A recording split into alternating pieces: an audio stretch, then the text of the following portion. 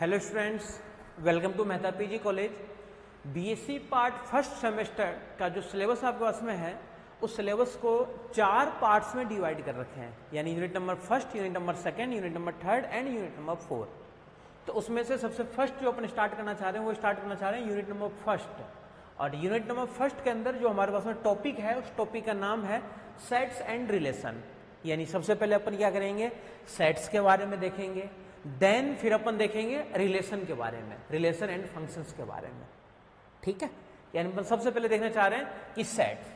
अब सेट्स की आपको डेफिनेशन पता होनी चाहिए, सेट को डिफाइन कैसे करते हैं एंड इसको अपन डिनोट कैसे करेंगे, और इसके अंदर एलिमेंट किस टाइप के एलिमेंट होते हैं इसके अंदर। क्लियर है?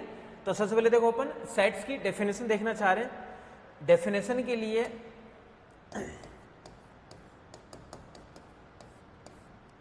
एक कलेक्शन ऑफ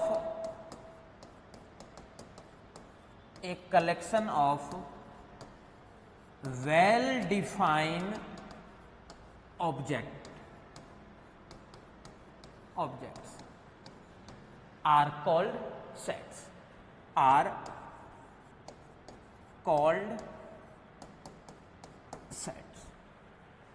यानी कलेक्शन होना चाहिए वेल डिफाइंड ऑब्जेक्ट का, जिसको अपन क्या बोलते हैं, समुच्चय बोलते हैं। यानी समुच्चय होने के लिए अपन ये कह सकते हैं कि समुच्चय कब होगा। पहले तो ये सबसे मेन चीज ये पता होना चाहिए कि सजा हुआ होना चाहिए, यानी सुसज्जित एवं सुस्पष्ट वस्तुओं के संग्रह को, यानी सबसे पहले सजा हुआ होना चाहिए और सुस्पष्ट भी होना चाहिए। सुस्पष्ट वस्तुओं के संग्रह को समुच्चय कहते हैं। समुच्चय होने, या फिर ऐसे भी देखो बोल सकते हो, सुसज्जित एवं सुस्पष्ट वस्तुओं के संग्रह को समुच्चय कहते हैं। यानी समुच्चय होने के लिए सबसे पहली बात तो क्या होना चाहिए कि वो सजा हुआ होना चाहिए, और उसके बाद में क्या होना चाहिए, स्पष्ट भी होना चाहिए। ऐसा नहीं होना चाहिए कि अनडिटरमिनेट फॉर्म बन जाए। अनडिटरमिनेट फॉर्म मतलब जो डिफाइन नहीं होते हैं। अपने पास में टोटल अनडिटरमिनेट की जो फॉर्म होती है वो कितनी होती है, 7 होती है। जैसे 0/0, इन्फिनिटी की पावर इन्फिनिटी, पता है ये सब। तो वो सारे उनका कलेक्शन नहीं होना चाहिए। ठीक है, यानी अब इसको डिनोट करने का, तो इट इज डिनोटेड बाय, जो अपन इसको डिनोट करते हैं वो देखो कैसे डिनोट करोगे, it is denoted by capital A से लेकर के कैपिटल जेड तक किसी से भी निरूपित कर सकते हो। यानी समुच्चय को अपन क्या करते हैं, ए से लेकर के जेड तक निरूपित करते हैं, तथा उसके अवयव को, यानी जो एलिमेंट होंगे तथा उसके अवयव को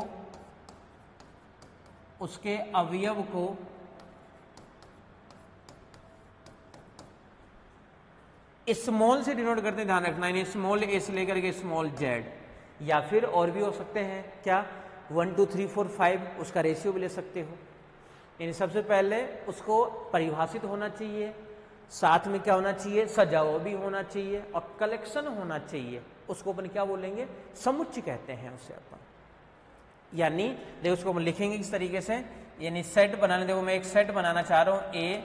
इस सेट के अंदर तो कुछ एलिमेंट ले लिया, एक तो ले लिया element a b c d, ये 4 अवयवों का एक सेट बना दिया। ये ऑब्जेक्ट है। ठीक है, तो ये आपके पास में क्या है, बोले ये सेट है आपके पास में।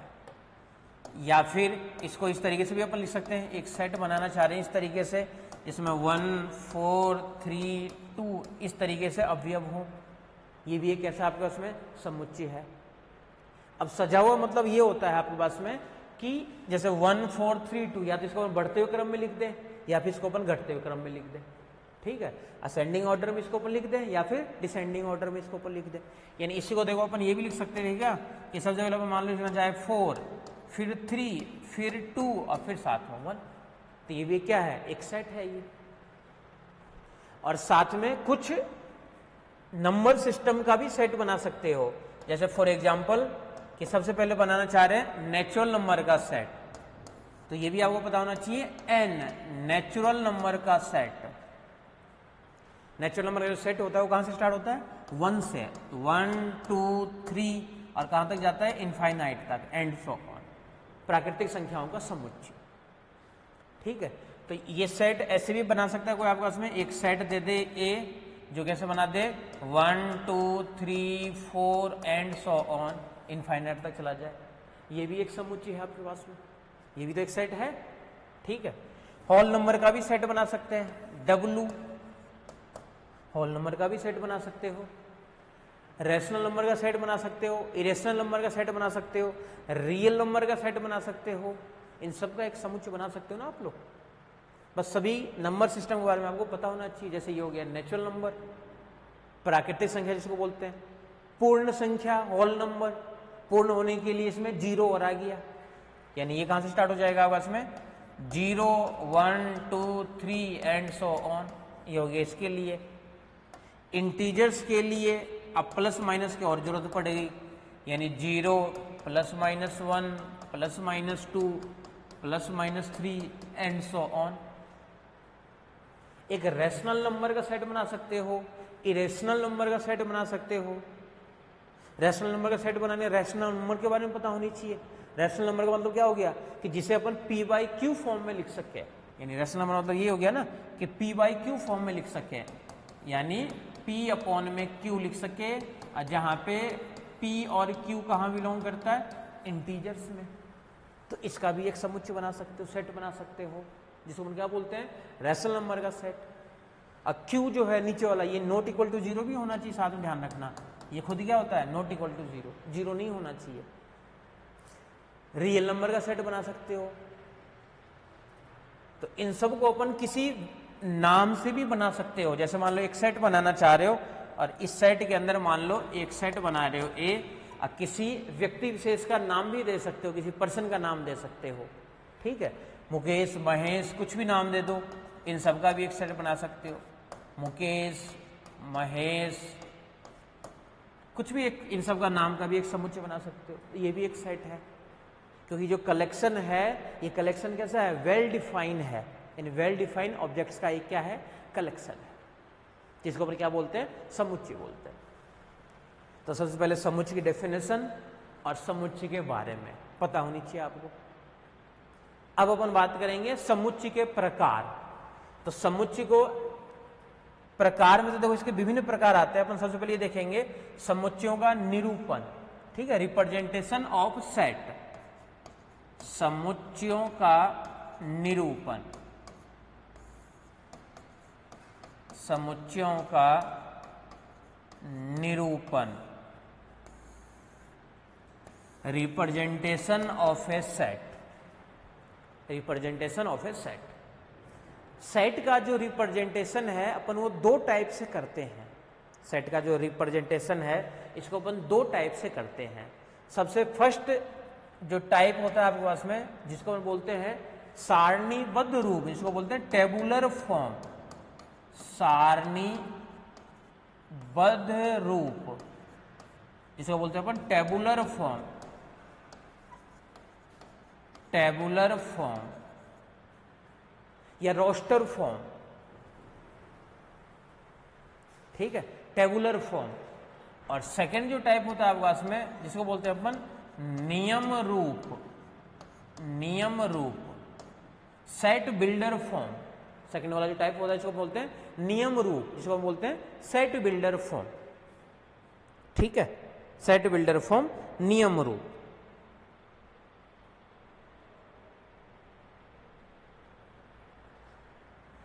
चाहो तो इसको लिख सकते हो set builder form, set builder form.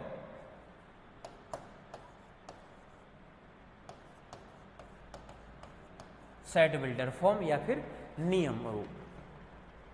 तो ये समुच्चयों का जो होता है रिप्रेजेंटेशन, तो रिप्रेजेंट करने का तरीका होता है सेट को रिप्रेजेंट करते हैं अपन दो टाइप से। एक टाइप होता है उसमें सारणीबद्ध रूप और एक अपन बोलते हैं सेट बिल्डर फॉर्म, नियम रूप। अब इन दोनों का मतलब क्या है आपके पास में, जैसे सबसे पहले देखो लिखा हुआ है जैसे सारणीबद्ध रूप। तो सारणीबद्ध रूप से देखो आपको डायरेक्ट ही पता चल जाएगा, एक देखो नाम से पता चल रहा है टेबुलर फॉर्म में होना चाहिए, सारणीबद्ध में होना चाहिए।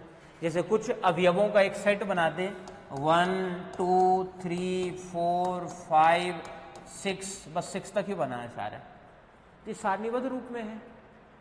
कोई बोले सेट बिल्डर फॉर्म को बनाओ, तो सेट बिल्डर फॉर्म में क्या होता है, नियम रूप में एक कंडीशन बेस होते हैं। कंडीशन बेस कैसे, कि आपको मान दे देगा कि इस कंडीशन से बनाना है आपको। इस कंडीशन से कैसे, कि या तो मान लो कि इसके अंदर एक एलिमेंट दे दे x, और x ऐसा एलिमेंट है जो कि 0 से लेकर के 5 तक है। x ऐसा एलिमेंट है जो कि 0 से लेकर के x के वैल्यू कहाँ तक है, 5 तक है। तो एक आपको सेट बिल्डअप करना पड़ेगा ना आपको इसके लिए।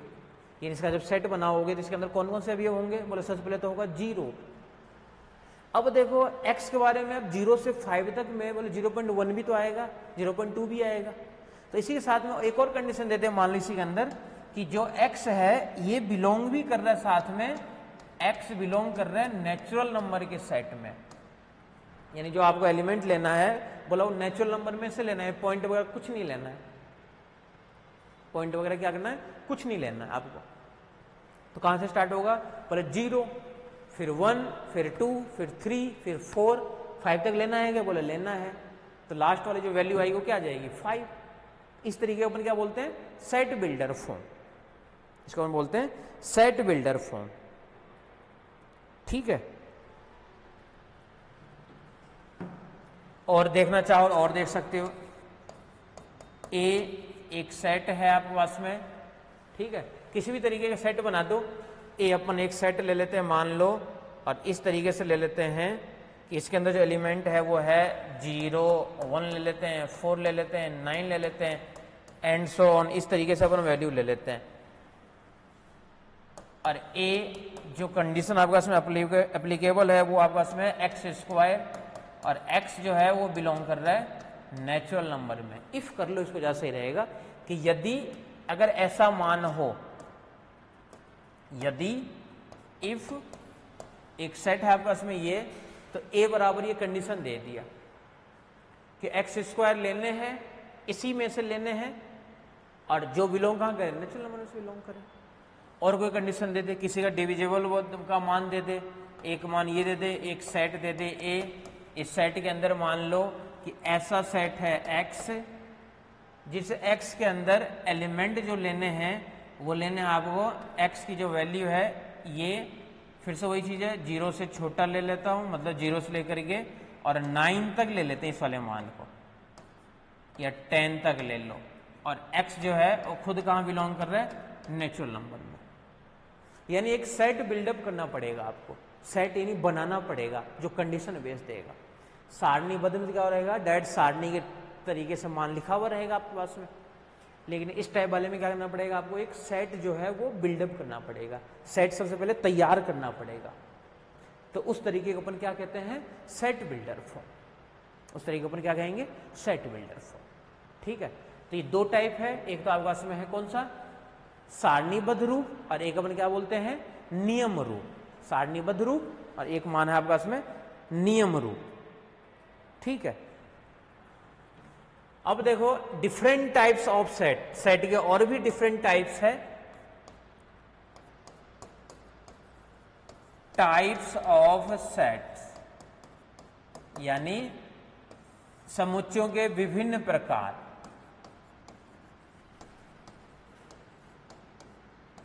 समुच्चयों के विभिन्न प्रकार।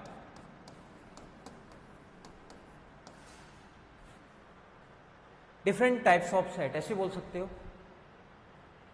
अब इसके ये तो निरूपित करने का तरीका था, एक तो आपके पास में नियम रूप और एक आपके पास में क्या था, सारणीबद्ध रूप। ये क्या आपके पास में है, और भी कई टाइप्स होते हैं सेट के। तो उसमें से जो सबसे फर्स्ट नंबर आपके पास में है, जिसका नाम होता है एम्प्टी सेट।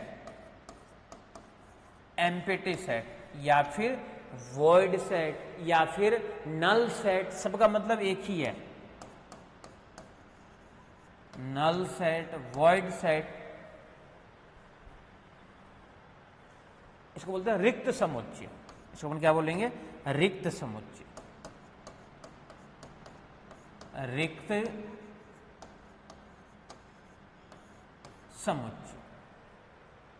ठीक है, इस रिक्त समुच्चय को जो अपन निरूपित करते हैं वो अपन निरूपित किससे करते हैं? फाई से निरूपित करते हैं, फाई से निरूपित करते हैं रिक्त समुच्चय को। ठीक है,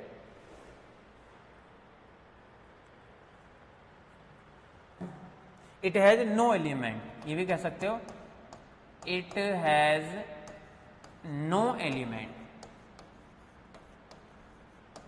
यानी A set is called empty set, it has no element of the set, यानी समुच्चय के अंदर कोई भी अवयव उपस्थित नहीं है, तो उसको अपन क्या बोलेंगे? एम्प्टी सेट, रिक्त समुच्चय। इसको जो अपन निरूपित करेंगे वो देखो किस तरीके से लिखेंगे अपन। इसको लिखने का तो तरीका क्या होता है, रिप्रेजेंट करने का तरीका, या तो फाई से निरूपित कर दो या इस तरीके से निरूपित कर दो। अच्छा, इस समुच्चय के साथ में कोई एलिमेंट नहीं लेना है, इसको फाई को एलिमेंट ले लोगे तो ये रिक्त समुच्चय में नहीं आएगा, ये सिंगलटन सेट में चला जाएगा, एकल समुच्चय में। तो रिक्त समुच्चय को निरूपित करने का तरीका ये होता है, या तो फाई लिखो या फिर फाई नहीं लगाना तो एक सेट बना दो बस। ठीक है, इसी में अपने पास में जो सेकंड टाइप है वो आपके पास में है एकल समुच्चय, जो बोलते हैं अपन सिंगलटन सेट, एकल समुच्चय, singleton set. A set is called singleton set if it has only one element on the set, यानी किसी समुच्चय के अंदर एक अवयव उपस्थित हो तो उसे अपन कहते हैं एकल समुच्चय। क्लियर है? और इसको लिखने का तरीका किस तरीके से लिखते हैं अपन? ए सेट है, कोई भी एक एलिमेंट ले लिया, 1 ले लिया, दूसरा लेना है एक एलिमेंट ले लिया, ए ले लिया, और कुछ लेना है बी लेना है बी ले लो, सी लेना है सी ले लो। तो यानी सिंगलटन सेट होने के लिए उस समुच्चय में सिंगल अवयव होना चाहिए, उस समुच्चय में क्या होना चाहिए? सिंगल अवयव उपस्थित होना चाहिए। ठीक है, उसके अंदर क्या होना चाहिए? सिंगल अवयव उपस्थित होना चाहिए। तो अपन क्या कहेंगे उसको कि वो एकल समुच्चय है, तो कहलाएगा आपका इसमें एकल समुच्चय। ठीक है, परिमित समुच्चय फाइनाइट सेट। फिर थर्ड टाइप जैसे आपके पास में है फाइनाइट सेट।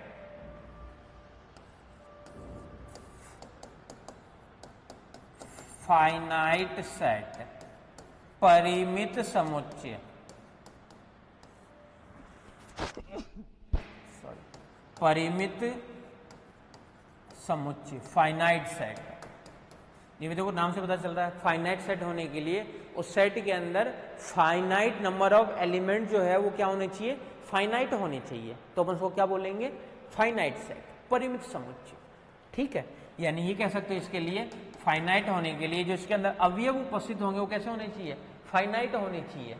यानी 1 2 3 4 कितना ही बना दो, बस उसके अंदर अवयव होने कैसे चाहिए?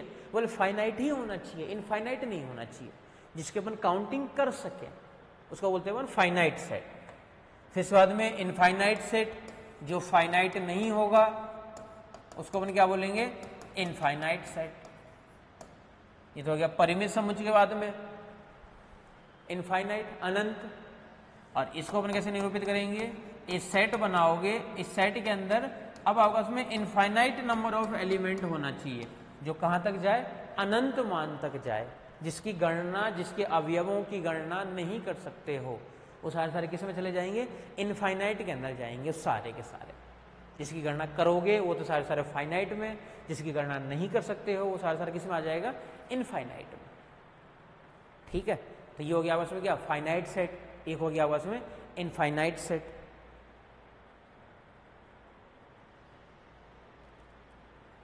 एक होता है आपस में इक्विवेलेंट सेट और इक्वल सेट। इन दोनों को ध्यान से देखना। एक होता है आपस में इक्विवेलेंट सेट,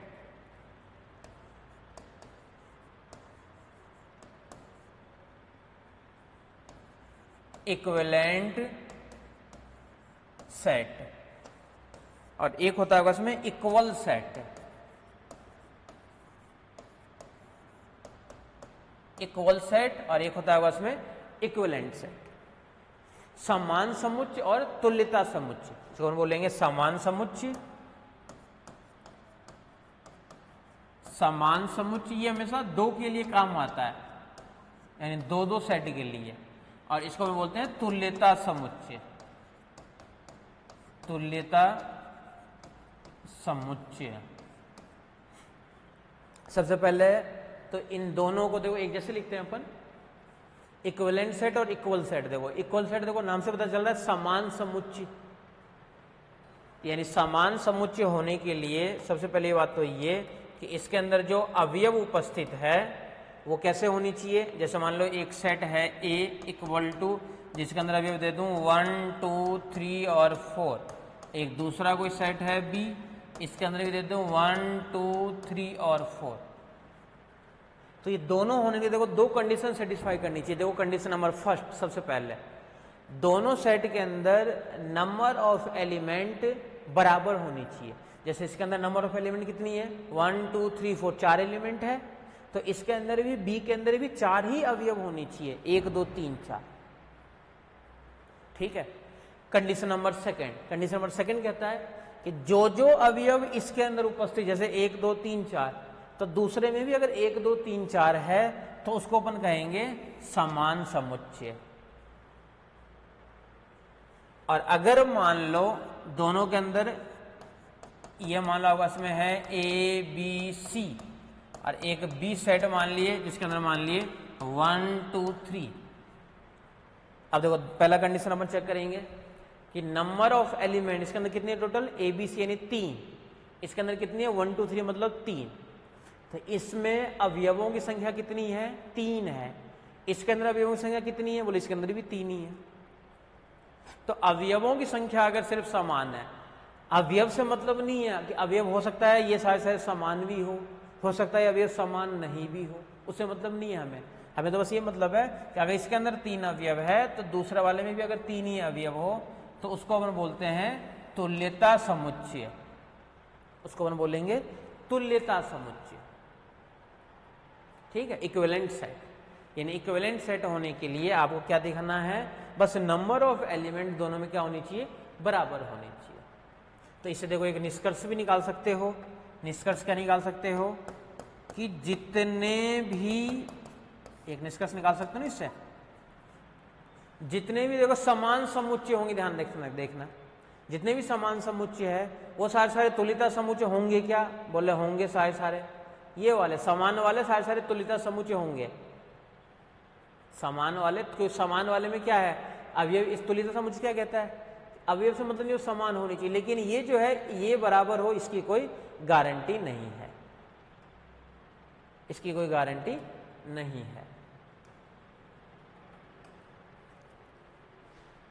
क्योंकि समान समुच्चय होने के लिए क्या दिखाना है आपने को कि अवयवों की संख्या समान है, तो जितने अवयव है उतने अवयव दूसरे वाले में, और जो अवयव है पहले वाले में वही अवयव होनी चाहिए दूसरे वाले में, तब तो कहलाते हैं समान समुच्चय। तुल्यता समुच्चय कहता है कि बस अवयवों की संख्या समान होनी चाहिए, अवयव समान है नहीं है उससे कोई फर्क नहीं पड़ता है। अगर ये समान है तो हम उसको कह देंगे क्या कि वो समुच्चय कैसा है आपका, उसमें ये इक्विवेलेंट सेट और एक हो गया इक्वल सेट। तो नोट करके देखो निष्कर्ष क्या निकालोगे कि प्रत्येक समान समुच्चय, जितने भी समान समुच्चय होंगे आपके पास में, प्रत्येक समान समुच्चय तुल्यता समुच्चय होते हैं। तुल्यता समुच्चय होते हैं। Every equal set is a equivalent set but vice versa need not be true. परंतु इसका विलोमतः सर्वदा सत्य हो यह आवश्यक नहीं है। परंतु इसके नीचे ही है, परंतु इसका विलोमतः सत्य हो यह आवश्यक नहीं है। कोई रिक्त समुच्चय की अगर बात करते हैं तो उस कंडीशन में क्या पता समान हो जाए तो हो जाए, बाकी इसकी कोई श्योरिटी नहीं है। ठीक है। तो इसको बोलते हैं ये वाला सेट। अब देखो एक होता है इसमें पावर सेट 7 नंबर, ये होता है इसमें घात समुच्चय, घात समुच्चय इसको बोलते हैं पावर सेट।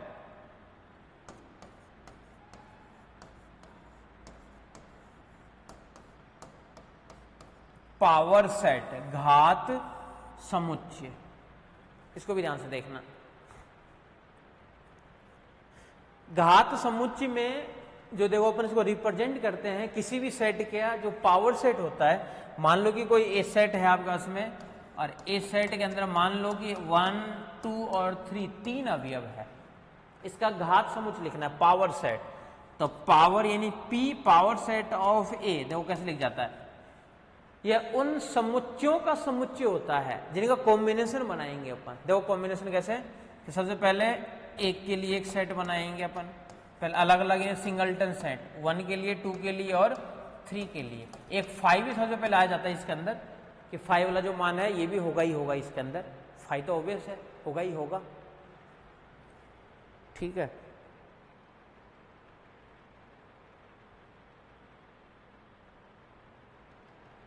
देख लो इसको भी,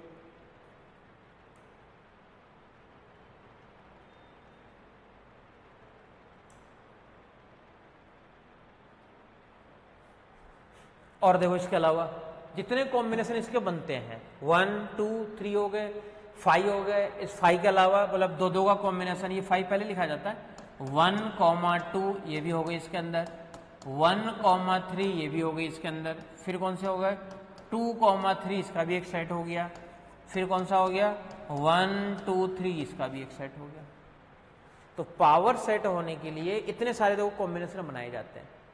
तो इसके लिए देखो एक निष्कर्ष निकाला गया, कैसे पता चलेगा कि पावर सेट के अंदर कितने एलिमेंट है। तो पावर सेट के अंदर जो नंबर ऑफ एलिमेंट होता है, नंबर ऑफ सेट्स एलिमेंट, उसको अपन डिनोट करते हैं 2 की पावर n से। और n क्या होता है, n इज ए गिवन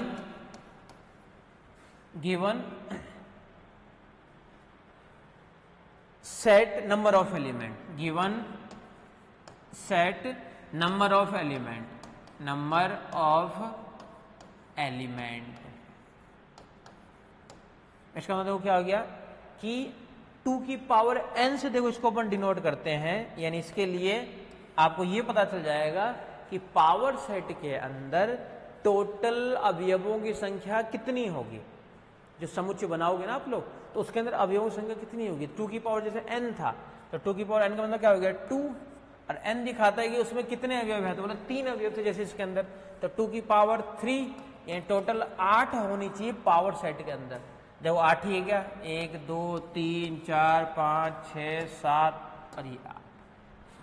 तो ये दिखाता है क्या कि उसके अंदर कितने एलिमेंट जो है वो 1, 2, 3, 4, 5, 6, 7, 8 ये सब दिखाता है इस वाले पार्ट को, ठीक है। तो पावर सेट को अपन इस तरीके से निरूपित करते हैं और ये दिखाते हैं अपन। और एक तो देखो जैसे पावर सेट के लिए ही पावर सेट अपन निकालना चाह रहे हैं, एक क्वेश्चन है जैसे मान लो इफ यदि सेट ए का मान आपका इसमें है ABCD, देन फाइंड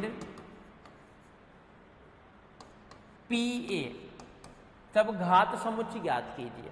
अब घात समुच्चय अपन ज्ञात करेंगे तो घात समुच्चय को कैसे लिखेंगे, power set of A equals to, सबसे पहले तो एक आ जाएगा 5, फिर आ जाएगा इसके अंदर A का एक सेट, फिर एक आएगा B का एक सेट, फिर C का एक सेट, फिर D का एक सेट। पहले तो सबका अलग अलग, फिर दो दो का कॉम्बिनेशन। तो देखो दो दो का कैसे कॉम्बिनेशन बनाओगे, A और B का कॉम्बिनेशन, फिर A और C का कॉम्बिनेशन, फिर A और D का कॉम्बिनेशन। A का सबके साथ हो गया, अब B पे जाओ, B का C के साथ कॉम्बिनेशन, फिर B का D के साथ कॉम्बिनेशन। ये तो हो गया देखो B का सबके साथ में। C पे जाओ अब, सी का डी के साथ कॉम्बिनेशन, ये हो गया 2 2 का कॉम्बिनेशन। 3 3 का कॉम्बिनेशन भी तो बनाओगे। 3 3 का देखो कॉम्बिनेशन क्या बनेगा, एक बार तो ए बी और सी, फिर ए बी डी, फिर रहेगा ए बी और d, a b c a b d, और साथ में एक क्या रहेगा आपके पास में बी सी और डी, एक ये भी तो रहेगा। एक और कौन सा रहेगा आपके पास में ए सी और डी, फिर चारों का कॉम्बिनेशन ए बी सी और डी, फिर से समझते हुए बनाती है। अब देखो क्रॉस चेक कर सकते हो कि कोई अवयव रहा हुआ है क्या, तो बोले इसको जो अपन निरूपित करते थे वो करते हैं। देखो 2 की पावर n, तो 2 की पावर 1 2 3 4, तो 2 दूनी 4 यानी 16, टोटल 16 अवयव होना चाहिए। गिन लो 1 2 3 4 5 6 7 8 9 10 11 12 13 14 15 और ये 16, टोटल जो एलिमेंट होनी चाहिए कितनी होनी चाहिए 16 होनी चाहिए। देखो है क्या 16,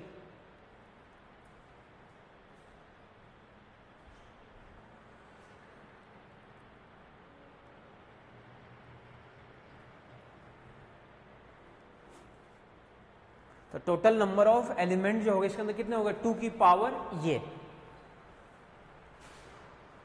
ठीक है।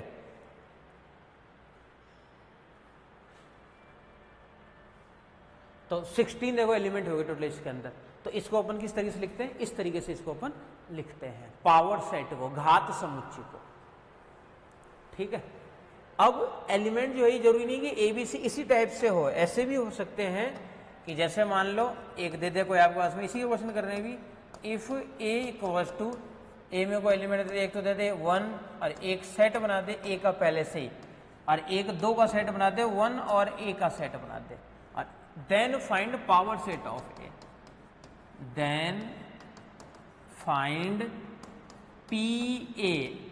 अभी भी वही निकालना आपको, घात समुच्चय ज्ञात करना है किसका 1a और 1a। समुच्चय के अंदर देखो समुच्चय था, इसके अंदर भी देखो इन दोनों के समुच्चय है, 1 के समुच्चय नहीं है। इसका जैसा आपको निकालना है पावर सेट, घात समुच्चय। देखो कैसे निकालोगे, सबसे पहले देखो पावर सेट लिखने का तरीका, इसको देखो लिखोगे कैसे, पावर सेट ऑफ ए,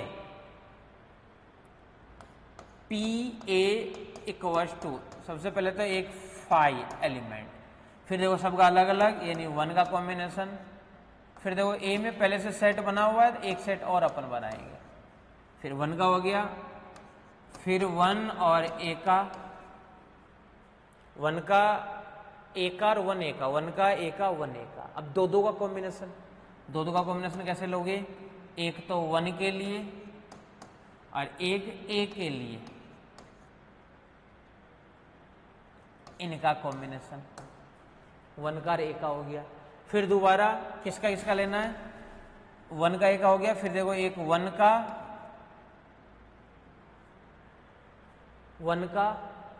फिर कॉमा दूसरा वाला जो पार्ट है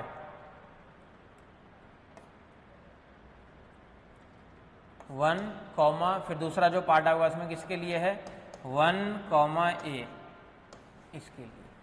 इसलिए भी देखो वही सेम था, 1 के लिए नहीं था, इसलिए 1 के साथ में अपन ये वाला पार्ट लगा दिया। 1 के साथ में सेट लगाने की जरूरत नहीं आपको, ए के साथ में सेट आएगा, ये 1 के साथ में नहीं आएगा। ये जो पार्ट लिखे हो ना आप लोग 1 का और ए का, तो 1 में सेट नहीं है, इसमें सेट है। एलिमेंट तो अपने से लिखते हैं ना 5, जैसे ए था तो ए का सेट बनाया हो, बी था तो बी का सेट बनाया हो, तो सेट किसका बनाओगे, देखो 1 तो एज इट इज रहेगा, और सेट किसका बनाना है ए का, ए का तो हो ही गया था, फिर 1 बी का, ये तो हो गया था 1 का, और फिर साथ में 1 कॉमा ए का, ये सेट था ही, और एक सेट और बनेगा, फिर ये सेट रहेगा। फिर किस किस का 1 का ए का, 1 ए का, फिर एक रह गया 1 का, तीनों कॉम्बिनेशन हो ही गया, तीनों कॉम्बिनेशन हो गया ना अलग अलग। टोटल कॉम्बिनेशन कितने बनेंगे, देखो इसको दिखा देता हूँ, फिर इसको मैं हटा देता हूँ एक बार।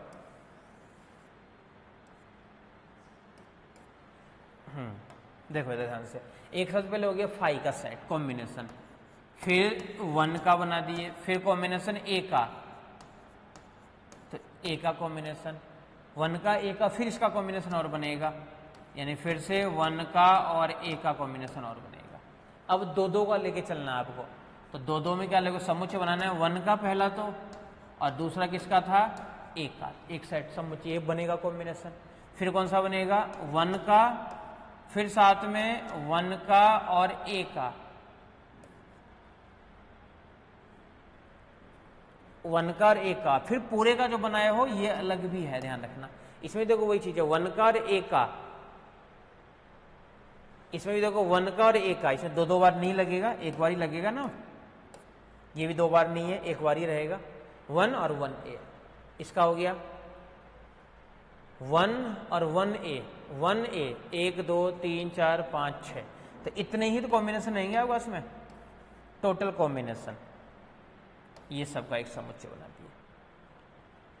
चेक करने का तरीका क्या दिखाता है, 2 की पावर n, 2 की पावर n मतलब हो गया 2 की पावर n इक्वल टू 2 की पावर 3 थे, इसके अंदर 6 होनी चाहिए टोटल, देख लो 1 2 3 4 5 और 6। तो जिस तरीके से मान आपके पास में गिवन होते हैं उसी तरीके से ये एलिमेंट को लिखा जाता है, कितने कॉम्बिनेशन कितने टाइम बनाओगे, ठीक है। इस तरीके से आपको लिखना है इस पावर समुच्चय के लिए, घात समुच्चय के लिए।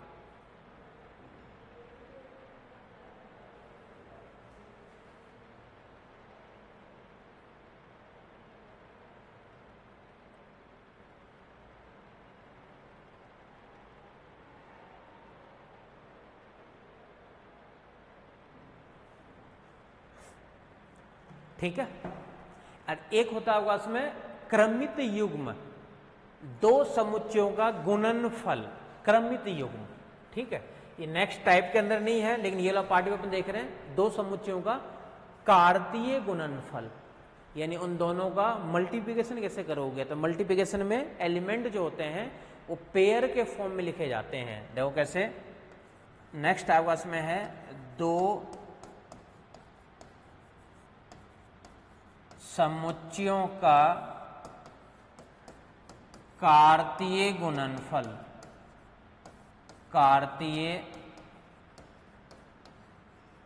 गुणनफल, Cartesian product of two set, Cartesian product of two sets, ठीक है। कार्टेशियन प्रोडक्ट दो सेट का देखो मल्टीप्लिकेशन को कैसे लिखा जाता है, अगर a क्रॉस b निकालना है आपको, तो इसके अंदर जो अवयव होंगे वो a b तरीके से होते हैं, और जो पहला एलिमेंट होता है a, ये तो बिलोंग करता है a में, एंड जो दूसरा अवयव होता है b, वो कहाँ बिलोंग करता है, b के अंदर। ये होता है कार्तीय गुणनफल, यानी पेयर में तो लिखे जाते हैं मान, पहला करता है पहले में, दूसरा करता है दूसरे वाले में। कैसे, जैसे फॉर एग्जाम्पल अपन एक लेके चल रहे हैं, यदि इफ सेट ए आपके पास में मान दे दे 1 2 मान दे दे, अब बी मान ले अपन, मान लो ए बी और सी, तब वो आपसे पूछेगी then find A cross B, and इसी में लिख देता हूं बी क्रॉस ए, या ए क्रॉस बी भी निकाल लो, और साथ ही ये भी बताओ कि बी क्रॉस ए का मान क्या आएगा, A cross B and B cross A का मान, ठीक है। अब देखो इधर ए क्रॉस बी और बी क्रॉस ए निकालने के लिए सबसे पहले देखो अपन ए क्रॉस बी निकाल रहे हैं उसके सॉल्यूशन में, A cross B, A cross B equals to, pair के अंदर एलिमेंट होंगे, इसके अंदर पेयर में कैसे एलिमेंट होंगे, इसके लिए ए क्रॉस बी में देखो पहला पेयर में बनेगा 1 कॉमा ए, फिर बनेगा 1 कॉमा बी, फिर बनेगा 1 कॉमा सी, फिर 2 के लिए 2 कॉमा ए, फिर बनेगा 2 कॉमा बी, अब फिर बनेगा 2 कॉमा सी। देखो इसी तरीके से तो पेयर में लिखे जाते हैं कि पहला तो हो पहले में, देखो पहला इसका देखो 1 है, इसका भी 1 है, 1 है, तो देखो फर्स्ट में चल रहा था 1, और दूसरा हो दूसरे में, जिनका इनका जो सेकेंड वाला पार्ट है सब क्या है, दूसरे वाले जाओ, ए बी सी, ये सब कहाँ उपस्थित है, समुच्चय बी में उपस्थित है सारे सारे। तो फर्स्ट एलिमेंट तो हो फर्स्ट वाले में, सेकेंड एलिमेंट हो सेकेंड वाले में, सेकेंड एलिमेंट हो सेकेंड वाले में, तो ही अपन इसको देखो इस तरीके से लिखते हैं। और अगर मान लो इसी का बी क्रॉस ए निकालते हो तो B cross A equals to, अब बी क्रॉस ए निकालना चाह रहे हो इसके लिए, देखो बी क्रॉस ए, फर्स्ट वाले में देखो एलिमेंट कौन से होंगे, बी के, यानी पहला इसका होगा, यानी इसका इसके साथ ऐसे होगा ना, फिर इसका इसके साथ भी, यानी a,1, फिर a,2, फिर b,1, फिर b,2, c,1 और c,2,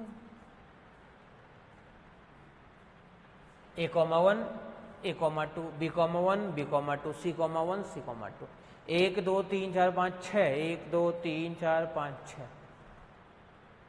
तो ए क्रॉस बी में जो अवयव हैं वो देखो इस तरीके से अवयव हैं, और ए क्रॉस बी और बी क्रॉस ए इक्वल है क्या, तो ये इक्वल नहीं है, A cross B, B cross A, तो यहाँ पे A cross B not equal to है किसके, बी क्रॉस ए के।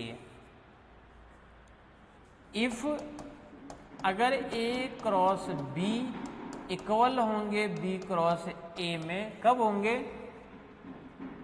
यदि, इसकी जगह यदि कर लिख लेते हैं यहाँ पे, ज्यादा सही रहेगा,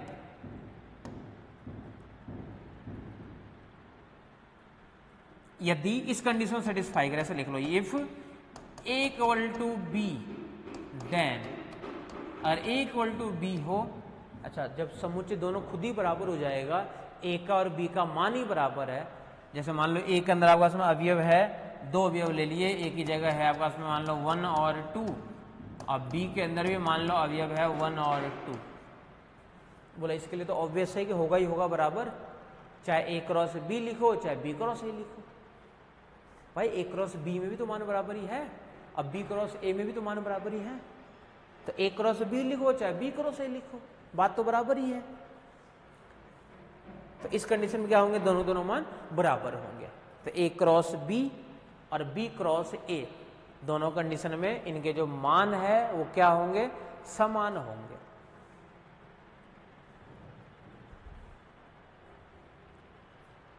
ठीक है,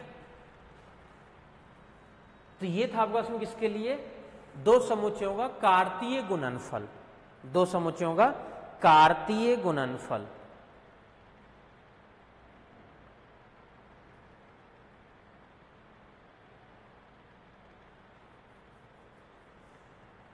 और एक यूनिवर्सल सेट होता है जिसको हम बोलते हैं सार्वत्रिक सेट, पूरे का एक होता है आपका जिसका नाम क्या होता है, यूनिवर्सल सेट। अच्छा इसके अंदर ये एबीसी फर्स्ट नंबर पे भी आ सकते हैं, फर्स्ट नंबर पे कैसे, कि अगर मान लो ए का मान है आपके पास में, इसमें पूछ ले 1a और c, और b का मान आपसे इसमें ये दे दे b, और एक मान और दे दे 2, ये मान दे दे मान लो, तो इसे कोई फर्क नहीं पड़ता है, सेट ए में बी में सेम भी हो सकते हैं, सेम कैसे, इस 2 की जगह यहाँ पे फिर से 1 लिख दिया मान लो, एक मान समान दे दिया एक मान डिफरेंट दे दिया, तो भी इसका गुणनफल करोगे तो भी मान में कोई डिफरेंट नहीं आएगा, मतलब यानी जैसे ए क्रॉस बी निकालोगे, जैसे सबसे पहले तो ए क्रॉस बी पहला अवयव इसका यानी 1, बी, फिर 1, 1, फिर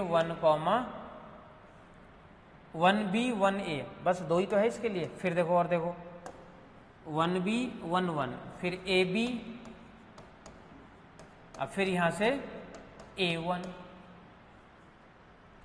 फिर cb c1, फिर यहां से मान क्या है cb, और फिर साथ में c1, तो ये मान यहां पे किसके लिए बन रहा है आपका, इसमें a क्रॉस b का मान है इसके लिए। अब इसी के लिए अगर मान लो b क्रॉस a निकालते हो, a क्रॉस b तो ये हो गया, इसी तरीके से अगर मान लो b क्रॉस a निकालते हो, फिर दोनों अपन देखेंगे इक्वल है या नहीं है, b क्रॉस a, अब पहले b वाले अवयव यानी b, 1 फिर B कॉमा A, फिर B कॉमा C, तीन बार है ना, B1 BA BC, फिर 1 के लिए 1 1 1A 1C, फिर आएगा साथ में 1 1 1 कॉमा A, फिर साथ में आएगा 1 कॉमा C। ये आपके पास में किसके लिए, इसके लिए मान है। A क्रॉस B का मान ये हो गया और B क्रॉस A का मान ये हो गया। अब यहां पे देख लो कि A क्रॉस B और B क्रॉस A इक्वल है क्या, A cross B not equal है किसके, B क्रॉस A के, इक्वल नहीं है। तो ये होता है उसमें किसके लिए, कार्तीय गुणनफल के लिए। ठीक है, अब अपन चलेंगे ऑपरेशन, सेट पे समुच्चयों पे जो ऑपरेशन होता है, यूनियन, इंटरसेक्शन, रिंग सम, इन सब पे अब चलेंगे अपन ऑपरेशन पे, कि ऑपरेशन ऑन सेट। ठीक है, क्लियर है।